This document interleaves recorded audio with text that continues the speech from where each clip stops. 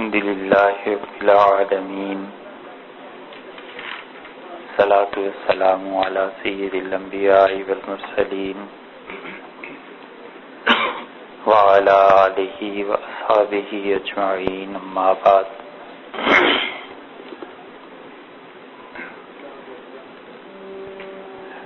حدیث میں یہ بات آئی ہے کہ نبی کریم صلی اللہ علیہ وسلم 6 ہجری میں جب صلح حدیبیہ میں تشریف لے گئے تو کفار مکہ نے انہیں داخلے سے روک دیا.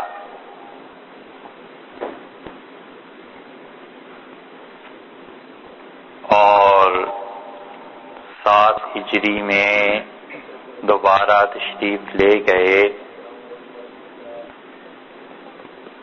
تو سیدنا علی رضی اللہ عنہ بھی دیگر صحابہ کرام رضی اللہ عنہ کے ساتھ مکہ مکرمہ میں حاضر ہوئے.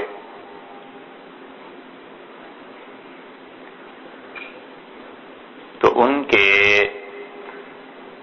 مختلف رشتہ دار ان سے ملے اور انہوں نے حضرت علی رضی اللہ عنہ کو طعنہ دیا.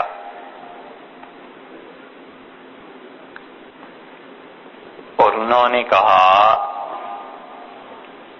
کہ تم لوگ مدینہ منورہ میں کیا کر رہے ہو، اور تم جو نبی کریم صلی اللہ علیہ وسلم کے متعلق یہ سمجھتے ہو کہ وہ اللہ کے رسول ہیں اور ان پہ ایمان لے آئے اور آخرت کو مان لیا، تو تم نے اللہ کی کون سی ایسی عبادت کی؟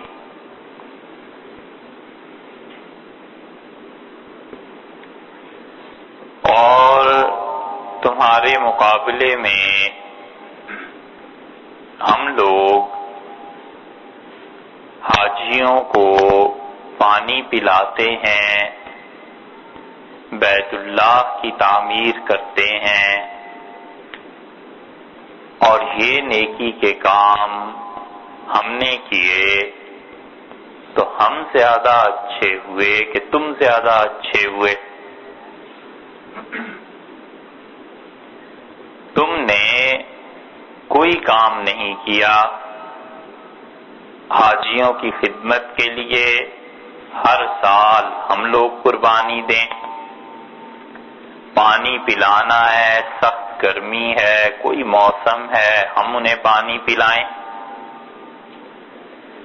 اور ان لوگوں کو کھانا کھلانا ہے تو ہم کھلائیں، حتیٰ کہ بیت اللہ کی تعمیر کرنی ہے تو ہم اپنے مال کو صرف کریں، جان لگائیں.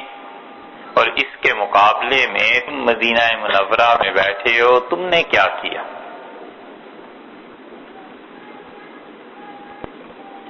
تو اللہ تعالی نے اس طعنے کے جواب میں ایک آیت نازل کی، اور اللہ تعالی نے قرآن پاک میں فرمایا، اور حضرت علی رضی اللہ عنہ کے حق میں وہ آیت نازل ہوئی. تھوڑی دیر کے لیے آپ خود سوچئے کہ آپ کے سامنے ایک آدمی بیت اللہ کی تعمیر کرے اور حاجیوں کو پانی پلائے، اور چاہے وہ اللہ کو نہ مانتا ہو، اور اس کے مقابلے میں ایک مسلمان جو اللہ کو مانتا ہے اور آخرت کو مانتا ہے، بظاہر معلوم ہوتا ہے کہ نیکی میں یہ کم ہے اور اس کافر نے نیکی زیادہ کی. یہاں تک کہ اگر انسان کی نظر میں ایمان کی کوئی ویلیو، کوئی قدر و قیمت نہ ہو تو وہ یہ سمجھتا ہے کہ ایمان کا کیا ہے، ہوا یا نہ ہوا، انسانیت کے لیے، دنیا کی تعمیر، ترقی کے لیے، مسلمانوں کے لیے زیادہ کام اس شخص نے کیا جس نے مسلمانوں کو ایک اچھی مسجد بنا دی اور مسلمانوں کی یہ پرابلم سالو کر دی، اور اس کے مقابلے میں ایک مسلمان ایسا ہے جو کچھ نہیں کرتا،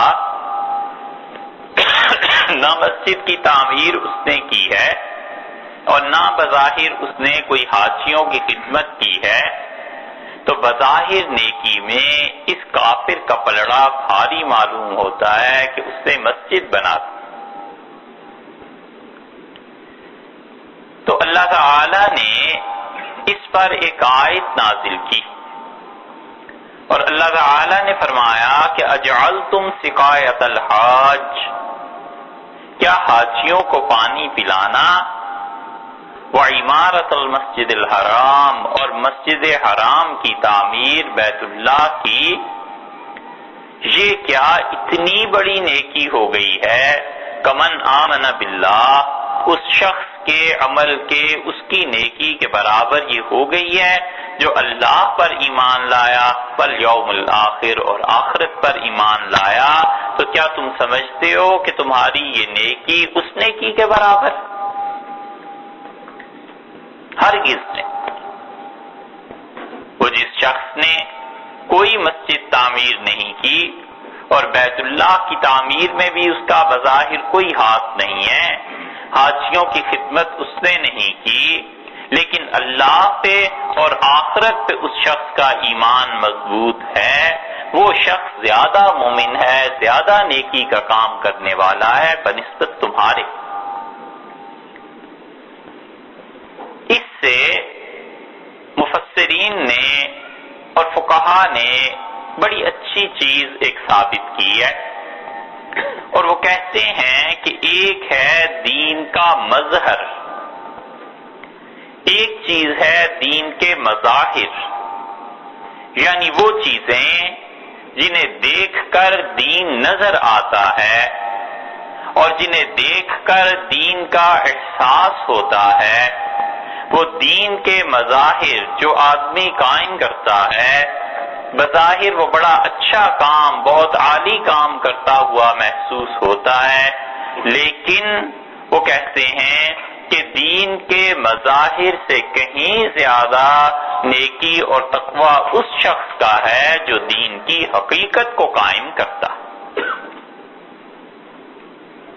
معلوم ہوا کہ دین کے مظاہر جو ہیں، جو بظاہر نظر آتے ہیں، ان کو قائم کرنے میں اپنی جگہ جتنا بھی ثواب ہو اور جتنی بھی اچھی بات ہو، لیکن انسان کو اگر یہ خیال رہے کہ یہ دین کا ظاہر میں ایک مظہر ہے اور اصل دین کیا ہے میں اس پر محنت کروں، وقت کا تقاضا کیا ہے میں اس وقت کے تقاضے کو سمجھوں، جس انسان میں جو صلاحیت ہے اس کی اس صلاحیت کو صحیح معنی میں استعمال کیا جائے، یہ زیادہ نیکی کی بات ہے اور اللہ کا قرب اس سے زیادہ ملتا۔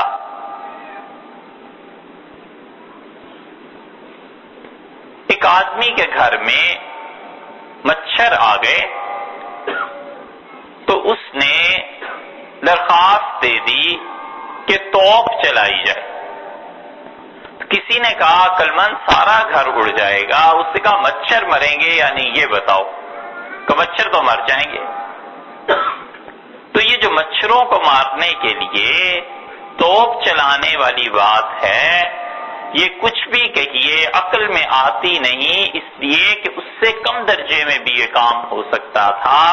تو جو لوگ دین کے مظاہر کو زیادہ اہمیت دیتے ہیں اور جو وقت کے تقاضے کو بھول جاتے ہیں اور نگاہ اس پر نہیں جاتی کہ اس معاشرے میں، اس سوسائٹی میں، اس وقت میں کس چیز کی طلب ہے اور اللہ کی مرضی کیا ہے اور خدا کی رضا کس چیز میں شامل ہے، وہ جتنا بھی بظاہر دین کا کام کرتے رہیں حقیقت میں دین کی خدمت نہیں ہوتی۔ یہ حکمت اور یہ بات نبی کریم صلی اللہ علیہ وسلم نے سکھائی ہے، اور کتنی ہی جگہ پر آپ دیکھیے بظاہر ایک فیصلہ کسی کے حق میں ہونا چاہیے تھا، رسول اللہ صلی اللہ علیہ وسلم نے وہ فیصلہ اس کی بجائے کسی اور کے لیے کیا۔ بحث یہ چلی کہ مسلمانوں کو کس طرح نماز کے لیے جمع کیا جائے، اور رسول اللہ صلی اللہ علیہ وسلم پر حقیقتاً وحی آ چکی تھی آذان کے معاملے میں کہ آذان کا مرحلہ اب رکھا جائے اور آذان کو اختیار کیا جائے، اور آپ پر طبعی شرم، حیا، اپنی طبیعت کا انکسار، یہ چیزیں غالب تھیں کہ آپ کسی کو کیا کہتے کہ اٹھ کے یوں میرا نام پکارا کرو اونچی اونچی آواز میں کہ میں اللہ کا رسول ہوں۔ تو طبعی شرم و حیا کی وجہ سے آپ بولے نہیں اور جمع کیا سب کو، اور آپ نے فرمایا کیا کام کیا جائے؟ تو ایک صحابی رضی اللہ عنہ نے کہا کہ ہم ناقوس بجائیں، اور ناقوس وہ جیسے عیسائیوں میں ہارن بجتا ہے، اس زمانے میں ایسا ایک آلہ تھا۔ تو حضرت صلی اللہ علیہ وسلم نے فرمایا یہ تو ان کی چیز۔ پھر بات کی گئی کہ جیسے یہودی جمع کرتے ہیں ویسے کر لیں، آپ نے فرمایا یہ بھی نہیں۔ ایک صحابی رضی اللہ عنہ نے کہا کہ آگ جلائی جائے اور آگ کو دیکھ کے سب لوگ جمع ہو جائیں گے، ہم آذان کی ہم ایسے لوگوں کو جمع کریں، تو رسول اللہ صلی اللہ علیہ وسلم نے فرمایا یہ بھی بات دل کو نہیں لگتی، اور کوئی فیصلہ ہوئے بغیر سب اٹھ گئے، اور حضرت عبداللہ ابن زید رضی اللہ عنہ حاضر ہوئے اگلے دن، اور انہوں نے کہا اللہ کے رسول آج رات میں نے خواب میں دیکھا ایک آدمی ناقوس بیچ رہا تھا، تو میں نے اس سے پوچھا خواب میں کہ تم بیچو گے؟ اس نے کہا بیچ دوں گا۔ پھر اس نے کہا کیوں خریدتے ہو؟ میں نے کہا اس لیے کہ آذان مسلمانوں کو جمع کرنے کے لیے کوئی صورت کی جائے۔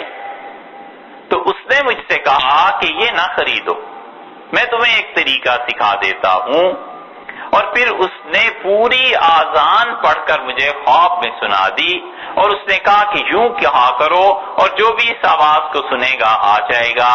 اور پھر جب میں نے دیکھا خواب میں وہ جانے لگا تو پھر اس نے مجھے بلایا اور مجھے کہا کہ اچھا اس میں صبح کی آذان میں یہ جملے بھی کہہ دیا کر۔ تو میں نے یہ خواب دیکھا ہے۔ اب سوچئے آپ، چاہیے تو یہ تھا کہ حضرت عبداللہ ابن زید رضی اللہ عنہ کو رسول اللہ صلی اللہ علیہ وسلم فرما دیتے کہ آذان دو بھئی تم نے خواب دیکھا ہے، یہ نہیں کیا، اور آپ نے فرمایا بلال کو بلاؤ، اور حضرت بلال رضی اللہ عنہ کو بلا کے آپ نے فرمایا اس نے ایک خواب دیکھا ہے اور وہ انشاءاللہ حق ہے، سچائی ہے، صحیح بات ہے، اس سے آذان سیکھو، اور تمہاری آواز چونکہ زیادہ بلند ہے اس لیے تم آذان کہو۔ اور حضرت بلال رضی اللہ عنہ نے پہلی مرتبہ آذان کہی۔ دیکھا کس نے؟ اللہ کی طرف سے اشارہ کس کو ہوا؟ لیکن جس شخص میں صلاحیت تھی نا زیادہ، جو کام کا اہل تھا، اس کے ذمہ کیا کہ تم کرو۔ یہ ہے اسلام کا مزاج کہ وہ کہتا ہے وقت کو دیکھو، حالات کو دیکھو، اور جو چیز اس میں مناسب معلوم ہوتی ہے اس کے مطابق کام کرو۔ یہ نہیں ہے کہ نیکی اپنے پاس سے گھڑ لی جائے اور اپنے دل کے اطمینان کے لیے سوچ لیا جائے کہ بہت بڑا نیکی کا کام ہے، چاہے وہ حقیقتاً نیکی ہو، اس کو ڈینائی نہیں کرتے، اس کی نفی نہیں کرتے، یہ نہیں کہتے کہ اس پہ ثواب نہیں ملے گا، مگر دین کی خدمت حقیقت میں دوسری بات۔ اتنا دھیان تھا رسول اللہ صلی اللہ علیہ وسلم کو ان چیزوں کا کہ یہ جو نیکی تھی خواب جب حضرت عبداللہ ابن زید نے انہیں سکھا دیا اور آسان ہوئی تو حضرت عمر رضی اللہ عنہ بھاگتے ہوئے آئے اور انہوں نے کہا اللہ کے رسول یہ چیز میں نے کئی دن پہلے خواب میں دیکھی تھی اور میں شرم کی وجہ سے آپ سے عرض نہیں کر سکا کہ لوگ کیا کہیں گے، عمر ہر معاملے میں دخل دیتا ہے۔ تو رسول اللہ صلی اللہ علیہ وسلم نے فرمایا تمہارا خواب بھی حق ہے، سچ۔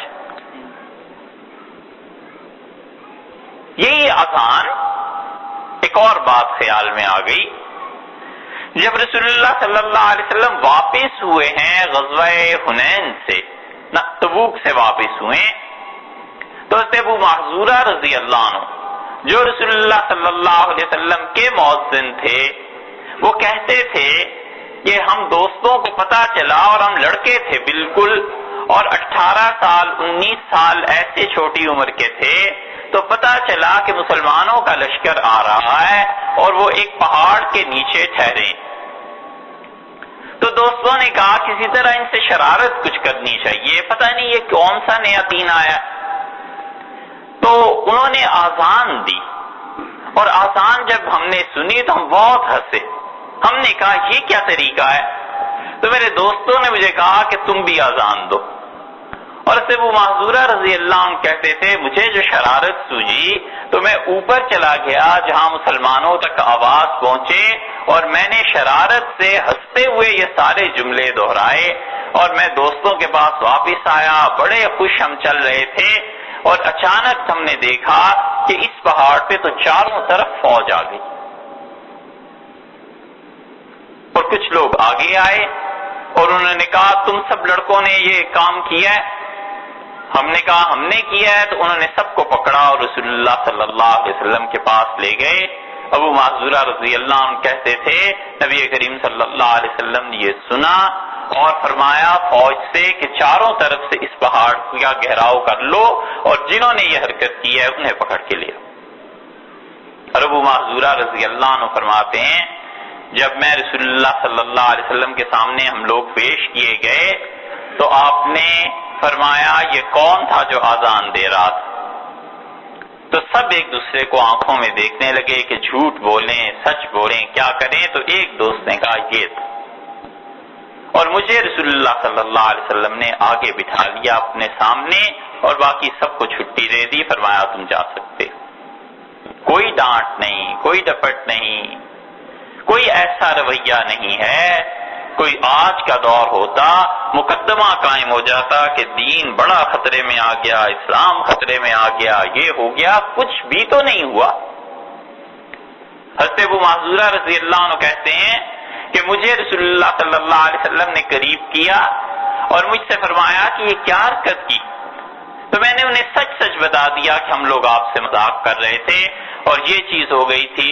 ابو محذورہ کہتے ہیں کہ رسول اللہ صلی اللہ علیہ وسلم نے مجھے اب میری پیشانی پر ہاتھ رکھا اور میرے بال سامنے پکڑ کے ذرا سا مجھے ہلکا سا جھٹکا دی،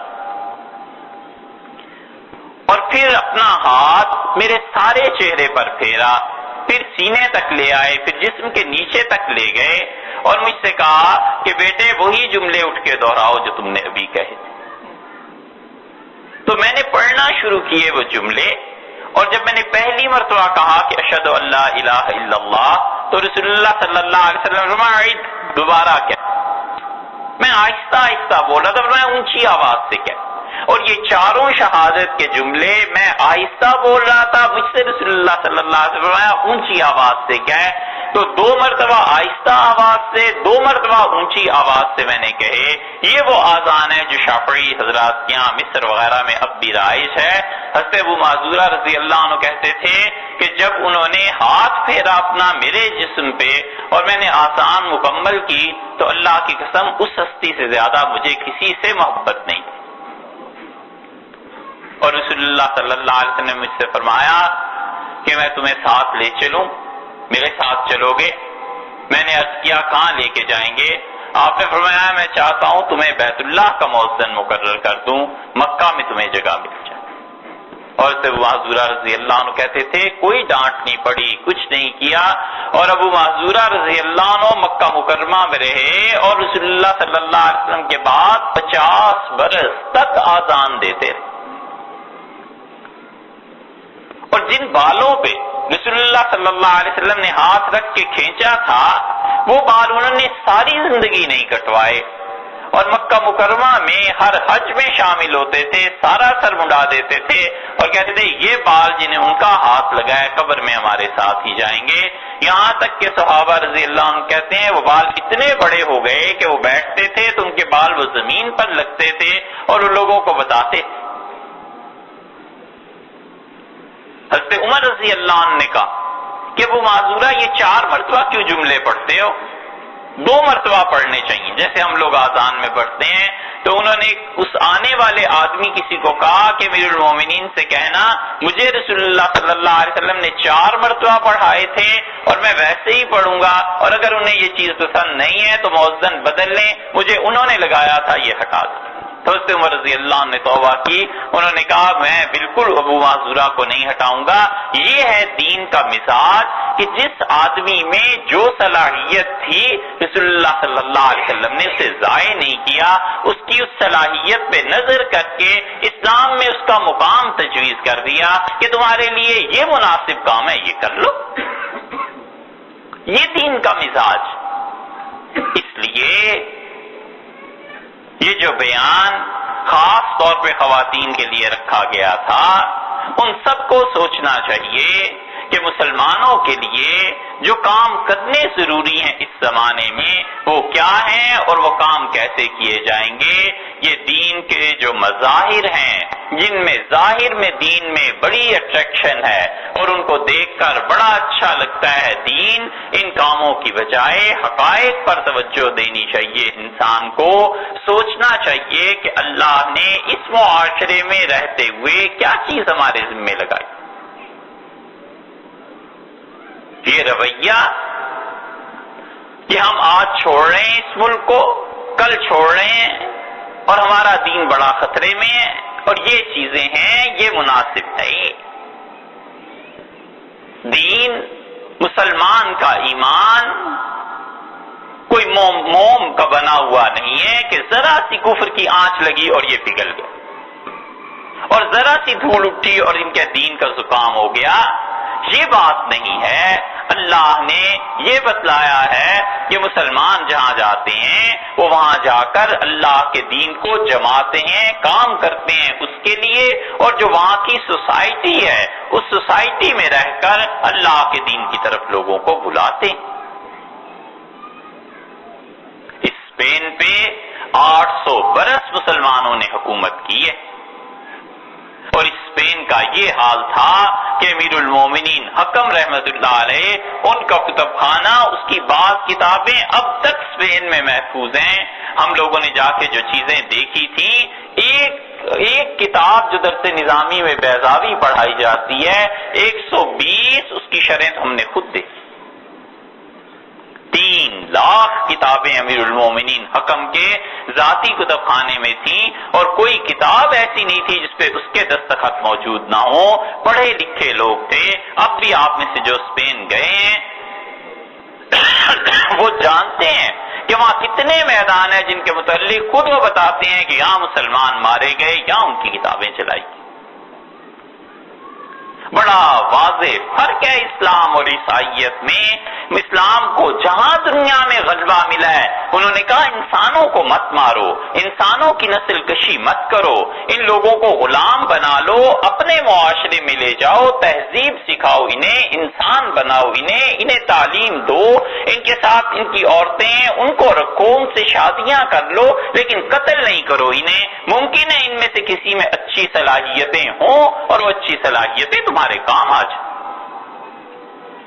اچھی صلاحیتوں کا انسان کیوں ضائع کیا جائے؟ اور اس کے برعکس عیسائیت کو جہاں غلبہ ملا ہے اس دور سے لے کے آج کے دن تک وہ کہتے ہیں قتل کر دو، مار دو، چاہے کتنی بھی صلاحیتوں کا انسان ہے، ختم ہو جائے۔ یہ مسلمانوں میں عیسائیوں میں بنیادی فرق رہا۔ جو لوگ کہتے ہیں کہ مسلمانوں نے غلام بنائے تھے وہ یہ نہیں سوچتے کہ مسلمانوں نے اس دنیا پہ کتنا بڑا احسان کیا، کہیں قتل و غارت گری نہیں کی۔ 2 کافروں میں انہوں نے واضح طور پر فرق کر دیا۔ شریعت نے بتایا ہے کہ جو حربی کافر ہے جو کافر لڑنے کے لیے آتا ہے، میدان جنگ میں اتر جاتا ہے، پھر یا تم مرو یا وہ مرے، ایک بات تو ہونی ہے۔ اور جو حربی کافر نہیں ہے، جو لڑنے کے لیے آیا ہی نہیں ہے، جو شہری ہے، امن کے مطابق رہتا ہے، ذمہ آپ کا اس نے یا اس نے آپ کا لے لیا ہے، اسے قتل کرنے کا کون سا جواز ہے؟ یہ جو پاسپورٹ ہے، کبھی آپ اس پہ غور کیجئے، اس پہ لکھا ہوا ہوتا ہے کہ پریزیڈنٹ آف وہ فلاں فلاں ملک کا دوسرے ملک سے یہ ریکویسٹ کرتا ہے کہ ہمارا شہری آ رہا ہے، اسے امن دیجئے، اپنے ملک سے گزرنے دیجئے، اپنے ملک میں اسے رہائش دیجئے، جو بھی لکھی ہوتی ہے عبارت، یہ جو عبارت ہے یہ ذمہ ہے اس بات کا کہ کوئی کافر مسلمانوں کے ملک میں آ جائے گا، اگر وہ لڑائی کے لیے نہیں آیا، حربی نہیں ہے، تو کوئی مسلمان اس کا بال بیکا نہیں کر سکتا، اس کے پیسے کو نہیں چھیڑ سکتا، اس لیے کہ اس کی ذمہ داری مسلمانوں نے لی۔ جب بھی اسلام کو غلبہ ملا ہے کہیں بھی، انہوں نے دیکھا کہ ہمارے سامنے کافر آئے ہیں، ان کے پاس کیا طریقہ تھا؟ انہوں نے کہا کہ قتل کر دیں، شریعت نے کہا بالکل نہ، انہیں قتل نہ کرنا، نہ چھیڑنا، ان میں بڑی بڑی صلاحیتوں والے انسان ہیں۔ انہوں نے کہا پھر کیا کریں، ان کے حوالے ان کی سلطنت کر دیں، شریعت نے کہا یہ بھی نہ کرنا، وگرنہ یہ ظلم کریں گے انسانیت پہ۔ انہوں نے کہا کیا کریں، شریعت نے کہا انہیں اپنے پاس رکھو، اپنے معاشرے میں لے جاؤ، انہیں سکھاؤ، انہیں تہذیب دو، انہیں تعلیم دو، اور اس کے بعد ان سے اپنے کام کراؤ، ان سے کام لو تاکہ انسانیت کو نفع پہنچے۔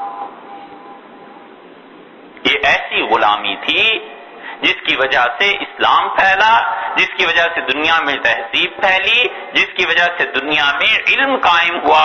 اس غلامی پہ ہزار آزادیاں قربان، اور اگر اسلام قتل کرا دیتا سب کو تو پھر کیا ہوتا؟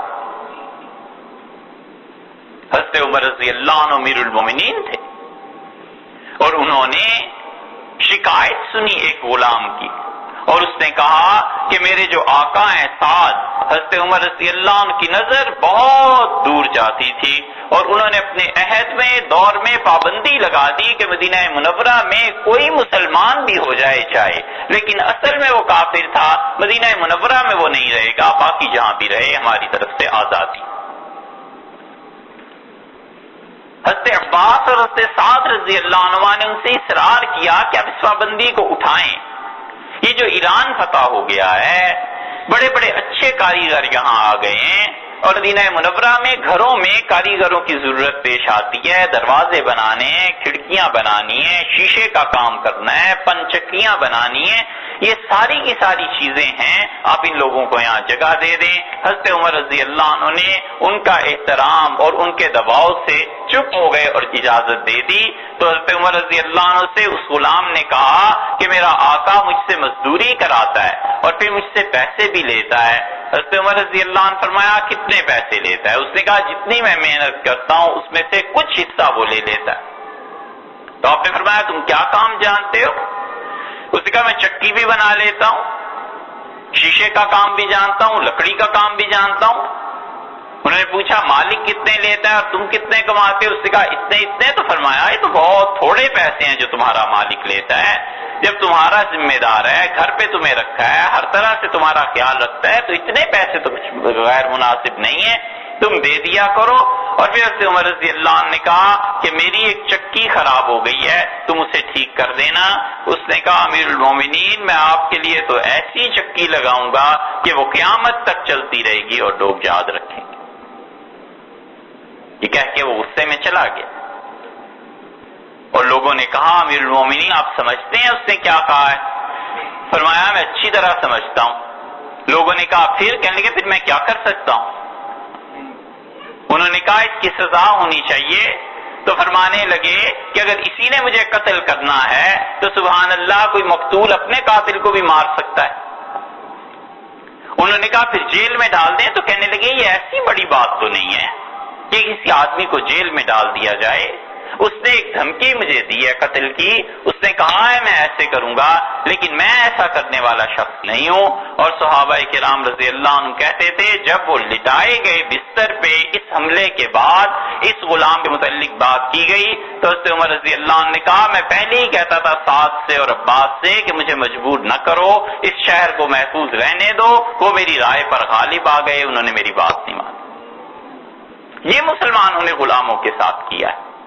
اسپین جب ٹوٹا ہے اور اسپین جب برباد ہوا ہے، وقت بھی اتنا نہیں کہ ہم اس کی ہسٹری، اور ہمارا موضوع بھی نہیں ہے، ہم کیا کیا بتائیں آپ کو اسپین نے دنیا کو کیا کچھ دیا تھا، کتنے سائنٹسٹ اسپین نے پیدا کیے، اسپین کی سرزمین سے کتنے مورخ نکلے، اسپین نے کتنے محدثین کو پیدا کیا، کتنے مفسرین وہاں پیدا ہوئے، آنکھ اور کان اور گلا اور یہ سب کی سب بیماریوں کی تشریح کتنے اسپین کے لوگ تھے جنہوں نے کتابوں پہ کتابیں لکھی۔ اور جب اسپین اجڑا ہے، جب قتل عام ہوا ہے مسلمانوں کا، تو اتنی بڑی بڑی ہستیاں قتل ہو گئیں، اور جو چند ایک لوگ تھے، جو انجینئر تھے، جو تعمیرات کا کام جانتے تھے، جو طب کا کام جانتے تھے، جان بچا کر بھاگے ہیں اور دنیا میں کہیں پناہ نہیں۔ یہاں تک کہ ہندوستان میں اکبر بادشاہ کے پاس پہنچ گئے اور کہا ہمیں یہ چیزیں آتی ہیں، اور مسلمانوں کا زوال ہو گیا ہے، اسپین میں سب کو مار دیا ہے، اور جہازوں میں بھر بھر کے مسلمان بچوں عورتوں کو ڈبو دیا ہے انہوں نے سمندر میں، اور ہمارے پاس یہ فن ہے، آپ اس کی قدر کریں۔ اسپین میں ایک تو وہ گئے اسپین سے جو اکبر بادشاہ کے دربار میں، اور کچھ جو بچ گئے تھے یورپ میں، اٹلی نے اس کی قدر کی، اور اٹلی والوں نے اپنے یہاں سب ان لوگوں کو رکھ لیا جو مسلمان خاص طور پہ طب میں کام کرتے تھے۔ اب بھی آپ بریٹانیکا انسائکلوپیڈیا اٹھا کے دیکھ لیجئے، اس دور میں بھی انگریزوں نے اعتراف کیا اور انہوں نے کہا کہ پوری دنیا میں میڈیکل، جدید میڈیکل، ماڈرن یہ جتنی چیزیں بنی ہیں، اور یہ جو بنیاد تھی اس کی، سب سے پہلا میڈیکل کالج اسپین کے ان مسلمان اطباء نے اٹلی میں کھولا جنہیں اس انقلاب میں نکال دیا گیا۔ یہ چیز مسلمانوں نے دنیا کو دی ہے، اور اسپین جو تباہ ہوا ہے، ٹھیک اسپین کی تباہی میں ایک وہی چیز ہو گئی جو ہندوستان کی تباہی میں ہو گئی تھی، اور ہندوستان پہ سب نے حکومت کی ہے، غزنوی آئے، غوری آئے، تغلق آئے، ایبک آیا، بلبن آیا، اور لودھی آئے، اور پھر مغل آخر پہ آ گئے، اور وہ سب کے سب اس بات سے غافل رہے کہ یہ ہزاروں نہیں، لاکھوں نہیں، کروڑوں کی تعداد میں جو غیر مسلم ہمارے سامنے ہیں، ہم نے اگر ان کے ایمان کی فکر نہ کی تو کل کو ہوگا کیا؟ یہی غلطی اسپین میں مسلمانوں نے کی۔ اگر وہ وہاں کی عیسائیت اور یہودیت پہ محنت کرتے، اور اگر وہاں اسلام کے لیے کام کرتے اور غیر مسلموں کو اسلام میں داخل کرتے تو کبھی وہ سانحہ پیش نہ آتا۔ بس وہ اس غرے میں رہے کہ ہماری حکومت بہت، ہمارے پاس پیسہ بہت، ہمارے پاس محلات بڑے بڑے، 30 سال میں جا کر ان کے محلات تیار ہوئے، اور اگلوں نے ایسے پکڑ کے کھینچ کے باہر نکال دیا جسے مکھن سے باہر۔ اورنگزیب کو ہوش آ گئی، اور اورنگزیب عالمگیر کو عقل تھی، اسی لیے رحمہ اللہ وہ ایک آدمی ایسا تھا، اس نے ہندوؤں پر مہربانیاں شروع کی، اور اس نے ان کے اراضی کے ٹیکس معاف کیے، اس نے ہندوؤں کو مندروں کے لیے جگہ دی، اس نے ہندوؤں کو فوج میں شامل کیا، اپنے سارے توفانے کو سکھوں کے حوالے کر دیا۔ اورنگزیب کو کہا گیا کہ کیا کرتے ہیں؟ انہوں نے کہا تم نہیں سمجھتے، ان لوگوں کو مسلمان کرو، کسی طرح مسلمانوں کے قریب آئیں، ہمارے قریب آ کے دیکھیں تو صحیح ہم کیا لوگ ہیں، یہ مسلمان ہو جائیں گے، اس دین کو سنبھال لیں۔ اس دین کو ہمیشہ نئے خون کی ضرورت رہی ہے۔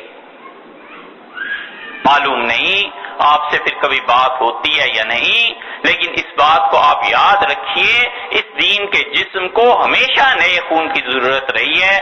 صحابہ کرام رضی اللہ عنہ میں خلافت راشدہ حضرت حسن رضی اللہ عنہ پہ ختم ہو گئی، خلافت عادلہ شروع ہوئی ہے حضرت معاویہ رضی اللہ عنہ کی، حضرت حسین رضی اللہ عنہ کی شہادت کے بعد بنو امیہ کا دور شروع ہو گیا، اور بنو امیہ کا دور جب بنو عباس نے انہیں سنبھالا ہے تو انہوں نے ذبح کر دیا سارے بنو امیہ کے شہزادوں کو۔ اتنا ظلم مچ گیا تھا بنو امیہ میں کہ اس وقت اگر امام ابو حنیفہ رحمۃ اللہ علیہ جیسی مضبوط شخصیت اور سادات میں محمد نفس زکیہ رحمۃ اللہ جیسی شخصیات اور اشعث اور یہ لوگ نہ ہوتے، اموی کیا سے کیا کر ڈالتے۔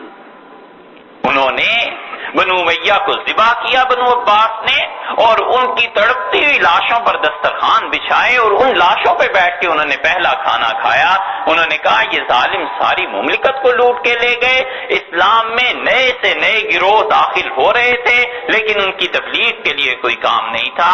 حضرت عمر رضی اللہ عنہ جیسے جہاں دیدہ آدمی نے مسلمان جب اس موجودہ پاکستان کے بلوچستان تک پہنچے ہیں، یہاں تک ایران تک پہنچے ہیں، تو انہوں نے خط لکھا کہ حضرت آگے اب چین کے علاقے شروع ہوتے ہیں، ان پہ حملہ کرنا ہے۔ حضرت عمر رضی اللہ عنہ نے روک دیا اور کہا بالکل آگے فوج نہیں جائے گی، جتنے علاقے فتح کر چکے ہو پہلے انہیں تو صحیح مسلمان بنا لو، وگرنہ مسلمان تعداد میں بڑھ جائیں گے، کوانٹٹی ان کی بڑھ جائے گی، کوالٹی اس دین کی ختم ہو جائے گی، پہلے انہیں ٹھیک مسلمان کرو۔ اور کتنی اچھی بات انہوں نے فرمائی، انہوں نے کہا اگر اسی طرح قومیں بغیر تعلیم کے اسلام میں آتی رہیں اور ہم نے ان کی تعلیم کا بندوبست نہ کیا تو تم دیکھو گے کہ فلاں علاقے کا دین کچھ اور ہو جائے گا، اگلے علاقے کا دین کچھ اور ہو جائے گا، اگلے علاقے کا دین اس سے کچھ اور ہو جائے گا، جاہلیت کی رسوم اپنے علاقوں کی وہ دین میں شامل کر دیں گے اور اصل دین برباد ہو جائے گا، پہلے انہیں صحیح مسلمان کرو۔ ہم میں سے کتنے جو اس بات کو سوچتے ہیں کہ یہ جو شہادت کا کلمہ پڑھ لیتا ہے اور شہادت لے لیجئے، اتنے خوش ہوتے ہیں مسلمان، اللہ اکبر کے نعرے جو کچھ جیب میں اٹھا کر پیش کر دیا۔ کبھی یہ بھی سوچا ہے کہ جس بڑی تعداد میں یہ لوگ مسلمان ہونا چاہتے ہیں، اس کے بعد ان کی تعلیم کہاں ہوگی، ان کی تربیت کہاں ہوگی؟ وہ آ کے کہتے ہیں کہ صاحب ہم نے یہ پڑھا ہے اسلام کے متعلق اور ہمیں بتائیے اسلام نے غلامی کا نظام آخر کیوں رکھا تھا، اسلام میں 4 شادیوں کی اجازت کیوں ہو گئی تھی، اسلام نے کیوں دنیا کو فتح کر لیا تھا؟ ان سوالات کا جواب ان کو دینے کے لیے آپ کہیں قرآن کو مان لو، حدیث کو۔ ایک کافر کہتا ہے میں تو ان کو مانتا نہیں، مجھے تو لاجیکل جواب چاہیے، کیا انہیں بتائیں؟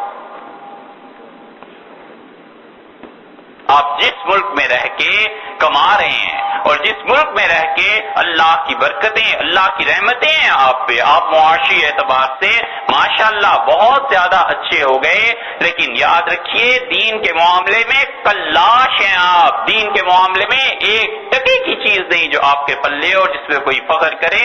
مسجدوں میں نماز پڑھانے کے لیے امام ٹھیک نہیں ملتے جن کی داڑیاں پوری ہوں، یہ ظلم ہے۔ آدمی کیا کہے اور کہاں جائے؟ یہ جو کافر مسلمان ہو رہے ہیں ان کی ذہنی سطح کا سوچئے، وہ جو اسلام پر اعتراض کرتے ہیں، اسلام لانے کے بعد تربیت حاصل کرنے جاتے ہیں، ان سب کو بھی چھوڑ دیجئے۔ خود یہ بچے یہاں کے، ہمارا یہ 5واں سفر ہے یہاں کا، اور ہم آپ کو سچ بتاتے ہیں، کوئی مبالغے سے کام نہیں لیتے۔ میں ہر مرتبہ جب سفر کرتا ہوں اور بچوں سے ملتا ہوں تو لگتا ہے ایسے کہ ہمارے ممالک میں یہ بچے ذہنی طور پہ 10 سال میں اتنی آگے بلند بات نہیں سوچ سکتے تھے جو یہاں 2 سال بعد بچہ سوچنے لگتا ہے۔ یہ میڈیا ہے بابا، بچوں کی تربیت ہے، تعلیم ہے، ماحول کھلا ہوا ہے، سوچنے کی آزادی ہے، فکر کے ارتکاب پہ کوئی پابندی لگا سکتا؟ آپ کسی انسان کو سوچنے سے روک سکتے ہیں؟ یہ بچے آج اتنے ہیں، کل اور بڑے ہوں گے اور گھر میں پوچھیں گے کہ بابا 5 نمازیں کیوں پڑھا کریں؟ اللہ کا وجود کہاں ہے؟ اللہ تعالیٰ کے ساتھ کیوں تعلق ہے؟ یہ روزے ہم کیوں رکھتے ہیں؟ یہ ساری کی ساری چیزیں ہم کیوں کرتے ہیں؟ کیا جواب دیں گے؟ آپ کے پاس جواب نہیں ہوتا۔ بر صغیر میں، پاکستان میں، ہندوستان میں کہتے ہیں مولوی صاحب کے پاس جاؤ، کسی اللہ کے اچھے بندے سے پوچھ کے آپ کو بتا دیں گے۔ یہاں کہاں آئے آپ کے پاس اتنے پڑھے لکھے جو اس جدید مسلمان نسل کے سوالات کا جواب دے سکیں؟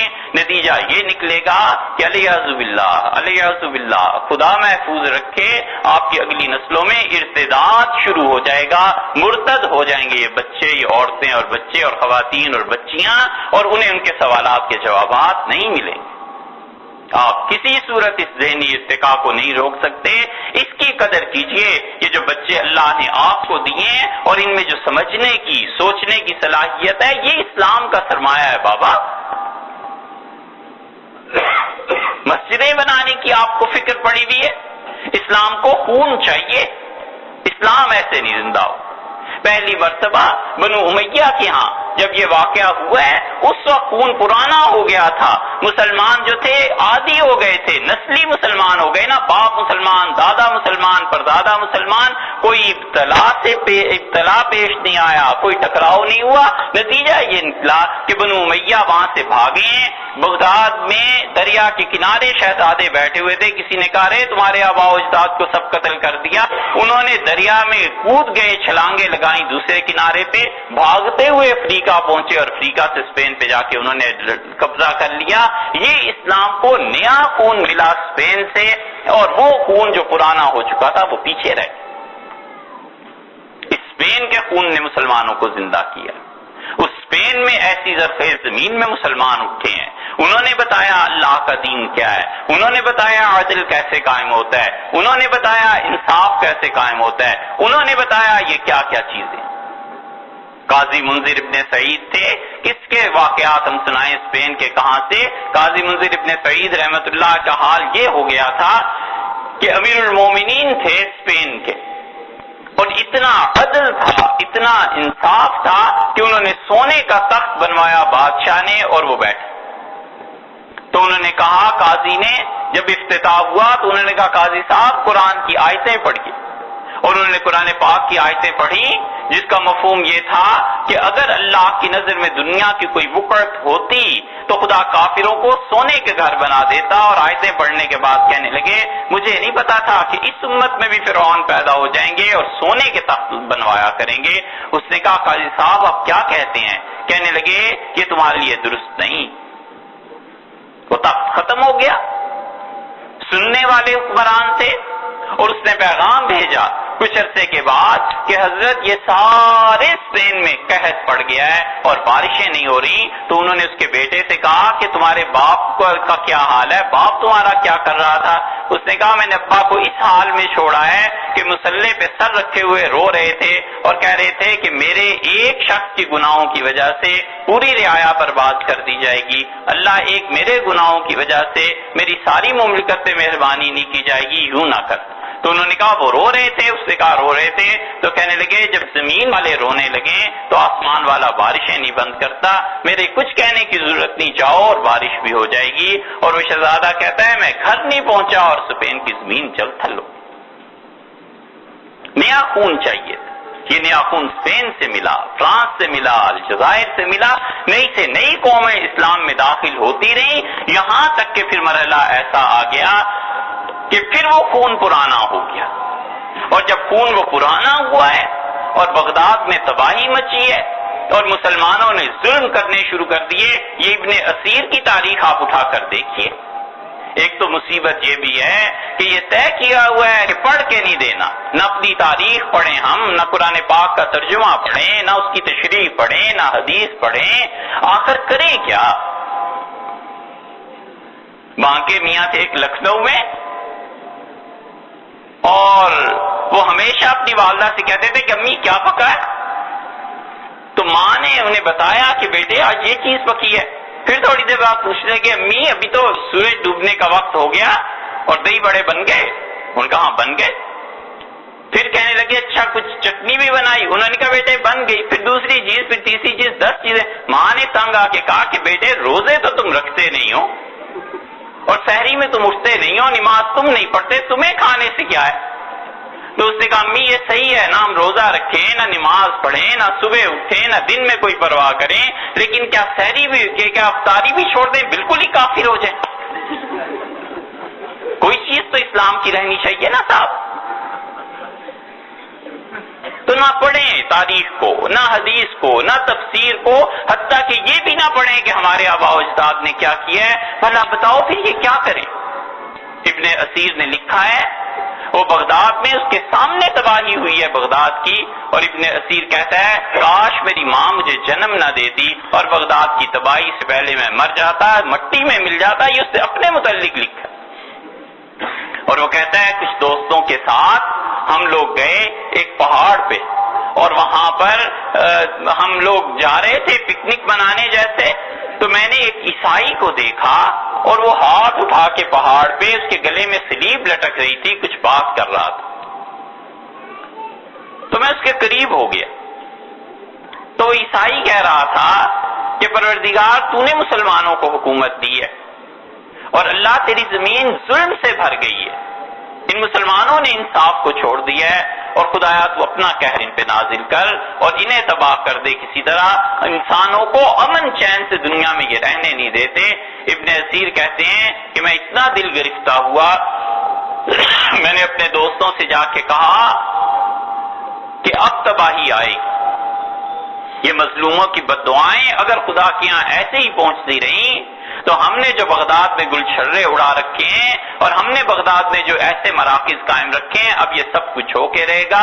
اور وہ کہتے ہیں کہ پھر اس کے بعد تاتاریوں نے حملہ کیا اور تاتاری اس طرح آتے چلے گئے، اس طرح آتے چلے گئے کہ یہ تاتاری ایسی تباہ کن قوم تھی. پہلا دستہ آیا ہے بغداد میں اور انہوں نے کہا دجلہ کو عبور کرنا ہے. عبور کیسے کریں؟ لکھا ہے تاریخ میں بغداد میں کوئی گھر ایسا نہیں تھا جس گھر کی ذاتی لائبریری نہ ہو. ہر گھر میں 300 500 1000 2000 کتابیں مل جاتی تھی. فوج نے وہ کتابیں دجلہ میں ڈالنی شروع کی اور تاتاریوں نے، ان کے گھوڑوں نے اتنی کتابیں ڈالی گئی کہ پل بن گیا اور اسے کراس کر کے بغداد میں داخل ہو. سعدی کہتا ہے رحمت اللہ علیہ، مستعصم امیر المومنین تھے اور مستعصم کی خلافت ختم ہو گئی. آسمارا حق بے بارت، آسمان کا حق بنتا ہے کہ اگر اس سے خون کی بارش زمین پر ہونے لگے. برزوال ملک مستعصم امیر المومنین مستعصم کی خلافت ختم ہو. یہ خواتین جو سن رہی ہیں، کوئی بات اتنے دنوں میں آپ یاد نہ رکھیے اور چاہے آپ آج کے بعد ہمیں نہ سنیے، ہماری اس بات کو ہمیشہ یاد رکھیے گا. یہ بغداد تباہ ہو گیا، برباد ہو گیا. 50 سال کے اندر، 40 سال کے اندر نئے مسلمان اٹھ کھڑے ہوئے ہیں. پوری کی پوری قوم مسلمان ہو گئی ہے. اسلام کو نیا خون چاہیے تھا. یہ نیا خون کہاں سے مل گیا؟ اقبال نے کہا ہے یہاں یورش تاتار کے افسانے سے مل گئے کعبے کو نگہبان صنم خانے. یہ نیا خون تھا. قیامت تک کوئی مسلمان ان بچیوں کے احسانات کا بدلہ نہیں دے سکتا جنہیں تاتاری جبرن اٹھا کر لے گئے تھے. بڑے بڑے ہسٹورینز نے اس مسئلے کو لکھا ہے. ڈاکٹر آرنلڈ نے لکھا ہے، اب تک یورپینز لکھتے ہیں، کبھی آپ پڑھیے کہ آخر تاتاری کیسے مسلمان ہو گئے تھے. 2 فیکٹرز تھے، ان میں سے ایک فیکٹر آپ سے ذکر کر دیتا ہوں. تاتاریوں نے، ظاہر ہے وحشی قوم تھی، جتنی لڑکیاں بغداد میں تھی اٹھا کے اپنے گھروں میں ڈال لی اور ان لڑکیوں نے اس سارے ظلم کو برداشت کیا. اور 2 سال 4 سال 5 سال بعد جب ان کے یہاں یہ ناجائز اولادیں پیدا ہونی شروع ہوئی ہیں تو ان بچیوں نے تربیت کی. انہوں نے اپنے بچوں کو بتایا کہ جو ہمارے ساتھ گزری ہے بچوں، مگر تم مسلمان ہو، ہم ہرگز تمہیں کافر نہیں ہونے دیں گی. ماؤں نے تربیت کی. 30 سال کے اندر وہ تاتاری خون کے جوان نکلے ہیں. وہ لڑکے سارے مسلمان تھے. انہوں نے اسلام کو دوبارہ نئے سرے سے زندہ کر دیا، پھر اسلام کو خون مل گیا. یہ ان عورتوں کی قربانی، یہ ان عورتوں کا دین کے ساتھ تعلق تھا، اللہ کے ساتھ. ساری عزتیں ختم ہو گئیں، کچھ نہیں رہا بغداد میں. لیکن اگلی جو نسل آئی وہ مسلمان خواتین کی تھی. عورتیں اگر اپنے بچوں کی تربیت اسلام کے مطابق نہیں کریں گی، بھول جانا چاہیے کہ ان مسجدوں میں بھی کوئی نماز پڑھے گا. ہم نے خود قرطبہ کی جامع مسجد، قرطبہ کی مسجد میں دیکھا ہے، اسپین میں دیکھا ہے، انگریز کتے لیے پھرتے ہیں وہاں اور ان مسجدوں میں کوئی آباد نہیں ہے، کوئی ان میں آذان دینے والا نہیں ہے، کوئی سحری نہیں کھاتا اور کسی کی پیشانی اللہ کے حضور میں نہیں روتی. یہ سب کچھ ہوتا ہے جب نیا خون اسلام کو نہیں ملتا اور جب لوگ وقت کے تقاضے کو نہیں سمجھتے کہ اس وقت اسلام کیا چیز چاہتا ہے. کتنی تاریخ بیان کر، مسلمانوں کو نیا خون چاہیے تھا. شاہ ولی اللہ رحمت اللہ علیہ نے احمد شاہ ابدالی کو دعوت دی اور انہوں نے کہا پٹھانوں کو لے کے آؤ. اور دلی کی حکومت برباد ہو گئی ہے، مرہٹوں نے قبضہ کر لیا ہے اور سارے ہندوستان میں دین مٹ جائے گا اگر مرہٹے قابو میں نہ آئے۔ احمد شاہ ابدالی لے کے آیا ہے، نواب نجیب الدولہ کو اس نے ساتھ ملایا ہے۔ آپ شاہ صاحب کے خطوط پڑھیے، شاہ ولی اللہ نے آخری خط جو لکھا ہے احمد شاہ ابدالی کو، لکھتے ہیں میں نبی کریم صلی اللہ علیہ وسلم کی روح کا واسطہ تمہیں دے کے کہتا ہوں کہ مسلمانوں کو بچاؤ، ہندوستان میں مرہٹے کھا جائیں گے مسلمانوں کو، اسلام ختم ہو جائے گا۔ اور احمد شاہ ابدالی نے 6 لاکھ مرہٹوں کو ٹھکانے لگایا ہے، تب جا کر ہندوستان میں مسلمان بچے۔ اور پھر شاہ صاحب اسی بات کو روتے ہیں کہ مسلمانوں میں پہلے والی بات نہیں۔ اس بات کو سمجھ جا کوئی آدمی آخر پہ پہنچ کے، مفتی کفایت اللہ صاحب رحمت اللہ علیہ دہلی میں سمجھ گئے تھے، بڑے گمنام آدمی، آپ سوچیں گے کون تھے؟ نام اور نسب کیا مفتی صاحب رحمت اللہ علیہ کا پہاڑ تھے علم کے، اور ساتھ کے حجام تھے، حجام کے بیٹے تھے، اور پڑھنا شروع کیا، اور پیسے نہیں تھے، اور دلی میں کروشیے کی ٹوپیاں بنا کے جامع مسجد میں بیچتے تھے اور آ کے اپنا گزارا چلاتے تھے۔ مفتی صاحب کو احساس ہوا کہ پچھلے اتنے 100 برس سے کوئی نیا خون اسلام کو نہیں ملا، کچھ کرو اور انہیں مسلمان کرو، کچھ کرو اور ان لوگوں کے اسلام کے لیے کام کرو۔ انہوں نے شودروں کو ہندوؤں میں چن لیا۔ آپ میں سے جو لوگ ہندوستان کے ہیں وہ سب جانتے ہیں کہ شودروں کے ساتھ کیا سلوک ہوتا رہا ہے ایک مدت تک، اور شودروں میں جا جا کے انہوں نے تبلیغ، یہاں تک کہ ہزاروں لاکھوں شودر جب مسلمان ہونے کے لیے تیار ہو گئے، مفتی صاحب جاتے تھے، جلسہ ہوتا تھا، ہندو کھانا کھاتا تھا، اسی کی پلیٹ سے خود کھاتے تھے اور کہتے تھے اسلام کی تعلیم یہ ہے، عملاً بتایا اسلام کیا ہے۔ پانی کا گلاس لے کے آدھا شودر کو پلاتے تھے سب کے سامنے، آدھا خود پی لیتے تھے، کہتے تھے بھائیو اسلام نے یہ سکھایا ہے، تم مسلمان ہو جاؤ گے تو اس کے بعد ہم تمہارے بھائی، تم ہمارے بھائی، اسلام کو قبول کر لو۔ مفتی صاحب کی جدوجہد جب عام طور پہ ہونا شروع ہوا، ہندوؤں میں چرچا کہ ارے اتنے ہزار ہندو مسلمان ہو جائیں گے، گاندھی جی اٹھے اور گاندھی نے اپنی قوم کے ساتھ ٹھیک کیا، انہیں بچانا تھا اپنی قوم کو، بابا پولیٹیکل لیڈر تھے وہ، اور انہوں نے ایک سرے سے دوسرے سرے تک ہندوستان کا دورہ کیا شودروں میں، اور انہوں نے کہا آپ کو کون شودر کہتا ہے؟ آپ کیسے کم ذات ہیں؟ آپ کو کون کہتا ہے کہ آپ ہم سے کچھ الگ ہیں؟ ارے آپ تو ہری جن ہیں، آپ تو خدا کی اولاد ہیں، خدا کے جنم دیے ہوئے ہیں، آپ تو ہری کے بیٹے ہیں۔ اور مفتی صاحب رحمت اللہ علیہ کی محنت پہ پانی پھر گیا، اس سیاسی لیڈر کے دورے کی وجہ سے اسلام کو تازہ خون بھی ملا۔ اب بھی اسلام کو خون چاہیے، پچھلے 300 برس سے کوئی قوم مسلمان نہیں ہوئی ہے، آپ کو اللہ نے موقع دیا ہے، اس کے لیے کام کیجئے، ان یونیورسٹیوں میں جائیے، ان سکولوں میں جائیے، اور یہاں جا کر کافروں کے سامنے اللہ کے دین کو رکھیے، جو وہ اعتراض کرتے ہیں ان کے اعتراضات سنیے، معقول جواب انہیں دیجئے، کہیں یہ خون اسلام کو مل جائے، کہیں یہ 10 20 30 ہزار کافر مسلمان ہو جائیں۔ اس امت کی بلائیں کتنی ہیں جو ٹل جائیں، ہم لوگ پرانے ہو گئے ہیں، خون پرانا ہو گیا ہے، اسلام کو نیا خون چاہیے اور نیا خون مل نہیں رہا۔ کافر تو مسلمان ہوں گے سو ہوں گے، اپنی ان نسلوں کی فکر کیجئے کہ صاحب یہ ارتداد میں چلی گئی تو کیا ہوگا۔ ہم آپ سے بالکل ایک لفظ جھوٹ کہنے کے لیے نہیں بیٹھے ہوئے، ہم نے خود انگلینڈ میں دیکھا ہے، کئی مہینے رہنا ہوا ہے کسی وجہ سے، کئی ماہ ہم دیکھتے تھے، اور وہاں پہ اب بھی ہمارا حال یہ ہے کہ ہمیں ای میلز ملتی ہیں، 70 80 لوگ روز ای میل کرتے ہیں، یہ مسئلہ یہ مسئلہ یہ مسئلہ۔ انگلینڈ سے اکثر و بیشتر جو ای میلز آتی ہیں ان میں یہی لکھا ہوتا ہے کہ صاحب بیٹے نے ہندو عورت سے شادی کر لی اور بیٹی سکھ کے ساتھ چلی گئی، اب اس کا کیا علاج کریں۔ یہ ہم نے اپنی آنکھوں سے دیکھا ہے کہ جب وہاں شام ہوتی ہے لندن اور انگلینڈ اور ان محلوں میں، آپ سب جانتے ہیں کہ ہندو مسلمان سکھ عیسائی سب لڑکے لڑکیاں عیاشیوں میں مصروف ہیں، کسی کو مذہب کی قدر نہیں رہی۔ کیا ہو گیا ہے وہاں؟ چوتھی نسل جب آئی ہے، ارتداد شروع ہو گیا ہے، مرتد ہو گئے ہیں، اب جا کر ہوش آیا ہے کہ یہاں علماء ہونے چاہیے، دینی ادارے ہونے چاہیے، اب حافظ بننا شروع ہوئے ہیں۔ کتنی بڑی قیمت پے کر کے، کتنی بڑی نسلوں کا نقصان کر کے، کتنے ہزاروں کو ارتداد میں دھکیل کے عیسائی بنا کے اب ہوش آئی تو کیا ہے۔ 19ویں صدی کے آخر پر آ گئے تھے مسلمان، اور 19ویں صدی کے آخر سے لے کے 20ویں صدی پوری گزر گئی، صدی بعد ہوش آیا، اور جو آئے تھے مزدوری کے لیے آئے تھے، ان پڑھ تھے، وہ جو دین لے کے آئے تھے کیا دین پیش کرتے؟ آپ امریکہ میں پڑھے لکھے ہیں، بڑا فرق ہے یہاں، وہاں ان پڑھ آئے تھے پیسہ کمانے، یہاں پڑھے لکھے لوگ آئے ہیں صحیح مقاصد لے کے آئے ہیں۔ کس نے منع کیا ہے پیسہ کمانے سے؟ مگر صاحب یہ اگر نسلوں کا آپ نے حل نہیں سوچا تو آپ کی چوتھی پانچویں نسل آئے گی اور ارتداد شروع ہو جائے گا، ہندوؤں سے لوگ شادیاں کرتے پھریں گے، سکھوں سے کرتے پھریں گے، پھر اس وقت دادا کو روئیں اور پھر اس وقت والد کو روئیں، کچھ نہیں ہوتا پھر۔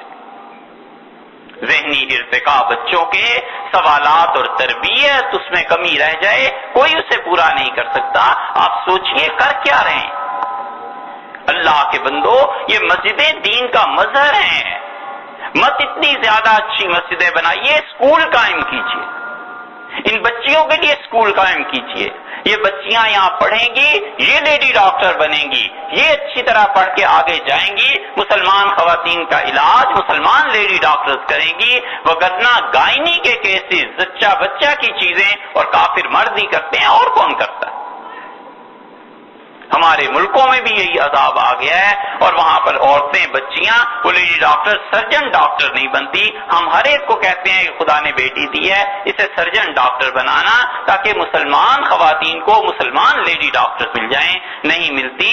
آپ کیوں نہیں سوچتے کہ یہ یہاں کی ضرورت ہے، کل کو اسے کون پورا کرے؟ کچی مسجدیں اچھی ہیں، اسکول پکے بنائیے، تعلیم کا وہ معیار رکھنا چاہیے جو معیار انگریزوں کا ہے، ہرگز کمپرومائز نہ کیجیے کہ ہم کم درجے کی تعلیم دیں گے، ہم ان سے بڑھ کر تعلیم دیں، اچھی تعلیم دیں، اچھی فیس دیں، سب کچھ کریں، مگر ہمیں احساس ہو جائے کہ کسی طرح یہ نسل بچ جائے۔ آپ جن لوگوں کی مذمت کرتے ہیں، آپ کبھی یہودیوں کی تاریخ اٹھا کر پڑھیں، ساری ان کی تاریخ کا خلاصہ آپ سے عرض کریں، جتنے ہزاروں صفحات بھی خدا کی توفیق سے پڑھے ہیں، ان سب کا خلاصہ یہ ہے کہ یہودیوں نے دو چیزوں پہ کبھی کمپرومائز نہیں کیا۔ ہم ان کی تاریخ غور سے دیکھتے رہے، کبھی انہوں نے ایک تو نظام تعلیم پہ کمپرومائز نہیں کیا، ہر جگہ جا کے اپنے اسکول کھولے۔ یہ آپ کا نیو یارک ہے، یہ ہم نے دیکھا ہے نیو یارک میں، انہوں نے جب بس دیکھا روڈ میں ٹریفک جام ہو جاتی ہے، بچے کا آدھا گھنٹہ ضائع ہو جاتا ہے، انہوں نے اپنی اوپر یہ جو فضا میں چلتی ہیں چیئر لفٹ، یہ چیئر لفٹ انہوں نے لگا دی، وہ شروع کر دی، ان کا ہم اپنے بچوں کا وقت کیوں ضائع کریں؟ یہودیوں کے بچے ایک جگہ سے جاتے ہیں دوسری جگہ جا کے پڑھتے ہیں۔ ایک یہ، دوسرے یہودیوں نے کبھی معیشت میں کسی سے کمپرومائز نہیں کیا، چلے گئے اپنے بینک کھول لیے، اپنے ادارے کھول لیے، نہیں کھول سکے کہیں بینک تو ذاتی طور پر حساب کتاب کرتے رہے، لین دین کرتے رہے، معیشت پہ قابو پا لیا انہوں نے ہر ملک کی، اور معیشت بہت بڑی چیز، اللہ نے آپ کو پیسہ دیا ہے، اس پیسے کی قدر کیجئے، اسے سنبھال کے رکھیے، مسلمانوں کے اداروں میں لگنے چاہیے۔ ایک ریاست ہندوستان میں تھی، کئی ایک تھی، ہم کسی کی تاریخ بیان نہیں کر رہے، ایک حیدرآباد تک کا جو حیدرآباد والوں کی ریاست تھی، ان کے پاس سرمایہ تھا، پیسہ تھا، حیدرآباد کے تھوڑے احسانات، اس کو حیدرآباد نے پیسہ نہیں دیا۔ مسلم لیگ جب پاکستان بنانا چاہتی تھی، پیسے نہیں تھے، حیدرآباد سے آئے۔ ملیہ کالج مسلمانوں نے کھولا تھا دلی میں، پیسے نہیں تھے، حکیم اجمل خان نے پیسے دیے اور حیدرآباد سے پیسے آئے۔ مسلمانوں کے پاس کتابیں نہیں تھیں، حنفی فقہ کے ایسے نسخے جو دنیا میں کہیں نہیں ملتے تھے، نظام حیدرآباد نے چھپوائے، خدا اس کی روح کو خوش رکھے، جیسا بھی آدمی تھا ہزاروں کتابیں چھپوا کے ان سے مسلمانوں کو دی کہ جناب یہ لیجیے۔